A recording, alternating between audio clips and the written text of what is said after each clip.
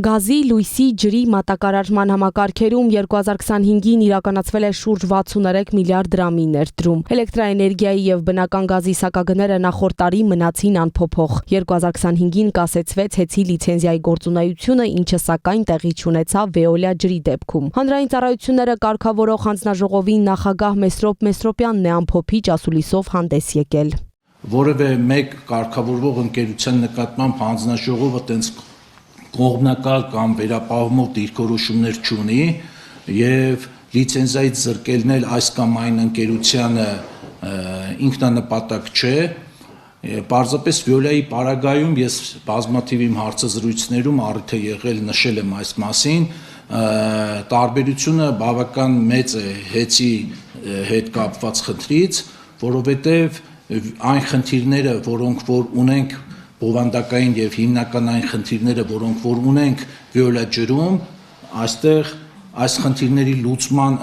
համար մեծ դեր ուներ նաեւ պետությունը ինքը, որը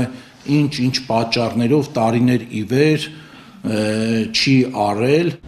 Վերականգնվող էներգետիկայի զարգացման ուղղված միջոցառումների շնորհիվ 2025 թվականին փոքր հիդրոէլեկտրակայանների եւ վերականգնվող այլ ռեսուրսների կիրառմամբ գործող կայանների արտադրած էլեկտրական էներգիայի տեսակարար կշիռն ընդհանուր արտադրության մեջ կազմել է շուրջ 23.4%։ Միայն 25 թվականի ընթացքում ինքնավար էներգոարտադրողների քանակն ավելացել է 18810-ով,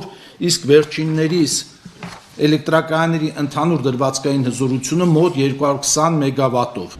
Եթե այս տարի վերանորոգման նպատակով ատոմակայանի գործունեությունը 3 ամսով ավելի երկար դադարեցվի, էլեկտրաէներգիայի պակաս չի լինի։ Ըստ Մեսրոպյանի, բացը կլրացվի այլ կայանների աշխատանքը ծանրաբեռնելու հաշվին։ Դեռևս խորհրդային տարիներից սկսած հայկական էներգետիկան տեղակայված հզորությունների մասով մինչ օրս պատմականորեն ունենք այդ լավ ժառանգությունը, մենք ունենք ավելի շատ տեղակայված գեներատորներ, հզորություններ, քան մեր սեփական սպառումն է։ Եվ հետեւաբար ցանկացած պահի մենք այս կամ այն էլեկտրոկայանը կարող ենք փոխարինել այս կամ այն կանգառի մեջ գտնվող գեներացիայով կամ էլեկտրոկայանով, այլ բան է, թե դրա արդյունքում ինչպիսի սակագին կստանան։ Մոդուլային ատոմակայանները շատ ավելի ճկուն եւ արդյունավետ են էլեկտրաէներգետիկական եւ էներգետիկական ռեժիմների կառավարելիության առումով։ Նշեց հանձնաժողովի նախագահը, անդրադառնալով Հայաստանում մոդուլային ատոմակայանի կառուցման նպատակահարմարության վերաբերյալ հարցին։ Աշխարհի 15 պետություններում այս պահին 51 մոդուլային ատոմակայան պետք է կառուցվի, որոնք գտնվում են նախագծման փուլում եւ գտնվում են սերտիֆիկացման փուլում։ Ճիշտ այն փուլում, որ փուլում գտնվում է նախնական բանով մեր մոտ կառուցվող մոդուլային ատոմակայանը։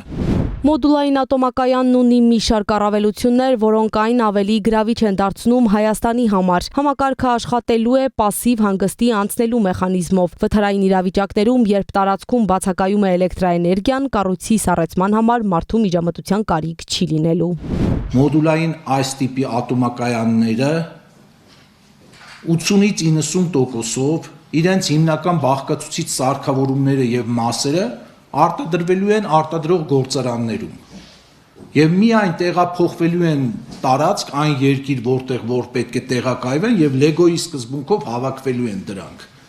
Այսինքն եւ ժամանակի մեջ շինարարության, եւ շինարարության սխալանքի, եւ անվտանգության առումով սրանք շատ ավելի բարձր դասի ատոմակայաններ են, քան այն ինչ որ այսօր ունենք։ Ներկայում Հայաստանում գործող ատոմակայանը պետք է աշխատի մինչև 2036 թվականը, որից հետո այն միգուցե հնարավոր լինի շահագործել եւս 5-ից 10 տարի։ Ասուլիսի ընթացքում նաեւ հնչեցին հարցեր կապված հունվարի կոմունալները վճարելուց հետո ավելացած հավելագրումների հետ։ Հանրային ծառայությունները կարգավորող հանձնաժողովի նախագահը նշեց, փողոքներ միշտ լինում են, դրանք կքննվեն սահմանված կարգով։